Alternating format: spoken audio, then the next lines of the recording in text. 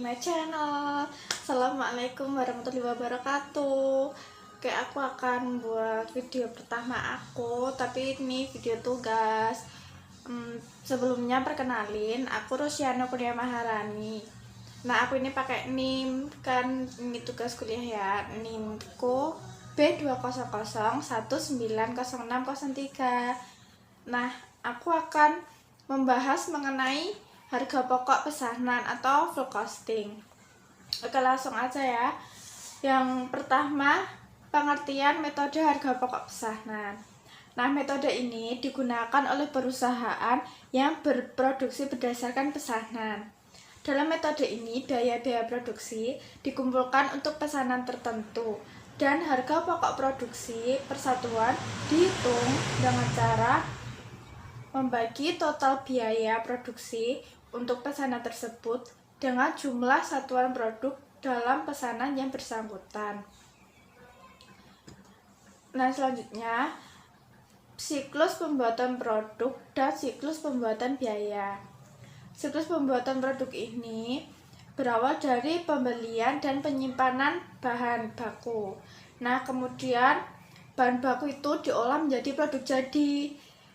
Kemudian setelah produk jadi, produknya disimpan dalam gudang. Nah, beda lagi dengan siklus akuntansi biaya. Kalau siklus akuntansi biaya dalam satu perusahaan ini sangat dipengaruhi oleh siklus kegiatan usaha perusahaan itu. Siklus ini dimulai dengan menentukan harga pokok bahan baku yang dibeli, kemudian berakhir dengan penentuan harga pokok produk jadi. Karakteristik usaha perusahaan yang produksinya berdasarkan pesanan. Nah, ini ada 3 karakteristik. Yang pertama, proses pengolahan produk terjadi secara terputus-putus. Jadi, jika pesanannya sudah habis, maka produksinya juga akan terhenti. Nanti kalau ada pesanan lagi, baru produksinya itu akan berjalan lagi. Yang kedua, produk dihasilkan sesuai dengan spesifikasi yang ditentukan oleh pemesan. Jadi produk itu yang dihasilkan oleh perusahaan berdasarkan pesanan oleh pemesan. Yang ketiga, produk ditujukan untuk memenuhi pesanan, bukan untuk persediaan di gudang. Yang selanjutnya, karakteristik metode harga pokok pesanan. Yang pertama, perusahaan memproduksi berbagai macam produk sesuai dengan spesifikasi pemesan, dan setiap jenis produk perlu dihitung harga pokok produksinya secara individual. Yang kedua, biaya produksi harus digolongkan berdasarkan hubungannya dengan produk menjadi 2 kelompok berikut ini. Yang pertama, biaya produksi langsung, dan yang kedua, produksi tidak langsung. Selanjutnya, yang ketiga, biaya produksi langsung terdiri atas biaya bahan baku dan biaya tenaga kerja langsung. Sedangkan biaya produksi tidak langsung disebut dengan istilah biaya overhead pabrik. Yang keempat, biaya produksi langsung diperhitungkan sebagai harga pokok produksi pesanan tertentu berdasarkan biaya yang sesungguhnya terjadi. Sedangkan biaya overhead pabrik diperhitungkan ke dalam harga pokok pesanan berdasarkan tarif yang dibebankan di muka. Yang terakhir, harga pokok produksi per unit dihitung pada saat pesanan selesai diproduksi dengan cara membagi jumlah biaya produksi yang dikeluarkan untuk pesanan tersebut dengan jumlah unit produk yang dihasilkan dalam pesanan yang bersangkutan. Yang selanjutnya ada sistem pembebanan biaya. Yang pertama ada biaya bahan baku, yang kedua biaya tenaga kerja langsung, dan yang ketiga biaya overhead pabrik. Oke, kita bahas yang biaya bahan baku, yaitu biaya yang dibebankan berdasarkan biaya sesungguhnya, karena setiap pesanan yang sudah selesai dikerjakan sudah bisa dihitung berdasarkan biaya yang diserap pada pesanan tersebut. Untuk biaya tenaga kerja langsung dibebankan berdasarkan biaya sesungguhnya, karena besarnya biaya ini bisa dihitung setelah pesanan selesai. Kemudian biaya overhead pabrik. Biaya ini dibebankan atas dasar tarif, sebab biaya ini sebagian besar dihitung setelah pesanan selesai, dan sebagian lagi baru bisa dihitung setelah berakhirnya periode akuntansi seperti biaya depresiasi. Selanjutnya, manfaat informasi harga pokok pesanan. Yang pertama, menentukan harga jual yang akan dibebankan kepada pemesan. Yang kedua, mempertimbangkan penerimaan atau penolakan pesanan. Yang ketiga, memantau realisasi biaya produksi. Yang keempat, menghitung laba rugi tiap pesanan. Yang kelima, menentukan harga pokok persediaan produk jadi dan produk dalam proses yang disajikan dalam neraca. Selanjutnya, menentukan harga jual yang akan dibebankan kepada pemesan. Yang pertama, kita akan menghitung harga jual yang akan dibebankan kepada pemesan, yaitu taksiran biaya produksi untuk pesanan ditambah taksiran biaya non-produksi yang dibebankan kepada pesanan. Ini menghasilkan taksiran total biaya pesanan. Setelah itu ditambahkan laba yang diinginkan sehingga menghasilkan taksiran harga jual yang dibebankan kepada pemesan. Yang kedua, kita menghitung yaitu menaksir biaya produksi yang akan dikeluarkan dalam memproduksi pesanan.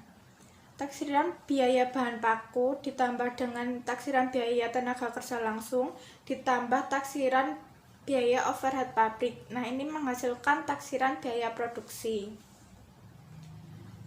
Selanjutnya, kita akan mempertimbangkan penerimaan atau penolakan pesanan.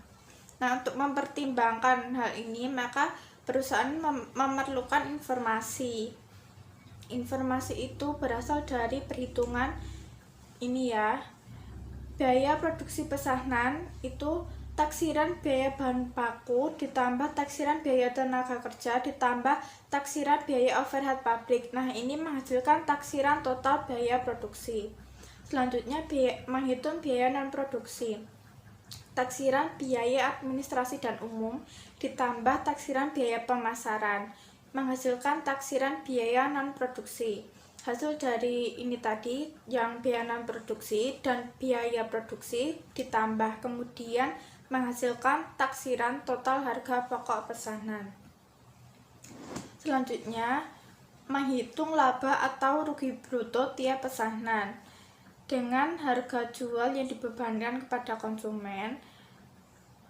Biaya produksi pesanan tertentu itu biaya bahan baku sesungguhnya ditambah biaya tenaga kerja langsung sesungguhnya ditambah taksiran biaya overhead pabrik.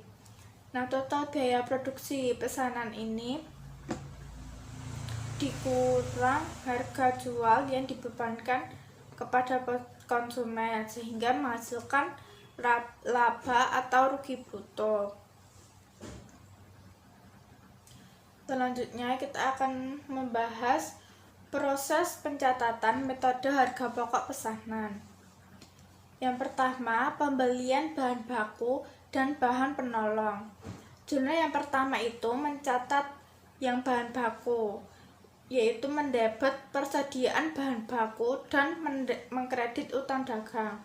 Jurnal yang kedua itu mencatat bahan penolong dengan mendebet persediaan bahan penolong dan mengkredit utang dagang. Kemudian pemakaian bahan baku dan penolong dalam produksi.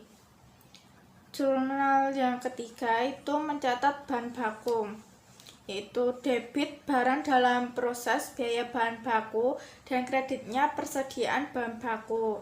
Jurnal yang keempat itu mencatat bahan penolong, yaitu debitnya biaya overhead pabrik sesungguhnya dan kreditnya persediaan bahan penolong. Kemudian pencatatan biaya tenaga kerja. Yang pertama, mencatat biaya tenaga kerja yang terutang oleh perusahaan. yaitu mendebit gaji dan upah dan mengkredit utang gaji dan upah. Selanjutnya, pencatatan distribusi tenaga kerja, yaitu mendebit biaya dalam proses biaya tenaga kerja langsung, biaya overhead pabrik sesungguhnya, biaya administrasi dan umum, biaya pemasaran, dan mengkredit gaji dan upah. Yang ketiga, mencatat pembayaran gaji dan upah, yaitu mendebit utang gaji dan upah dan mengkredit kas. Kemudian, pencatatan biaya overhead pabrik. Yang pertama, mencatat pembebanan biaya overhead pabrik kepada pesanan, yaitu mendebit barang dalam proses biaya overhead pabrik dan mengkredit biaya overhead pabrik yang dibebankan. Yang kedua, mencatat biaya overhead pabrik sesungguhnya terjadi, yaitu mendebit biaya overhead pabrik sesungguhnya, mengkredit akumulasi depresiasi mesin, akumulasi depresiasi gedung, persekot asuransi, persediaan suku cadang, dan persediaan bahan bangunan. Yang ketiga, mencatat penutupan rekening biaya overhead pabrik yang dibebankan, yaitu debit biaya overhead pabrik yang dibebankan dan kreditnya biaya overhead pabrik sesungguhnya. Yang keempat, mencatat jika terjadi selisih pembebanan, yaitu mendebit selisih biaya overhead pabrik dan mengkredit biaya overhead pabrik sesungguhnya. Selanjutnya, melakukan pencatatan harga pokok produk jadi, yaitu mendebit persediaan produk jadi dan mengkredit barang dalam proses biaya bahan baku, barang dalam proses biaya tenaga kerja langsung, barang dalam proses biaya overhead pabrik.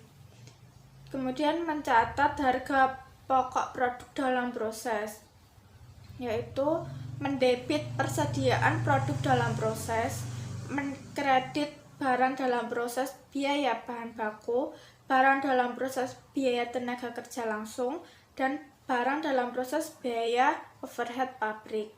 Selanjutnya, mencatat harga pokok produk yang dijual, yaitu mendebit harga pokok penjualan dan mengkredit persediaan produk jadi.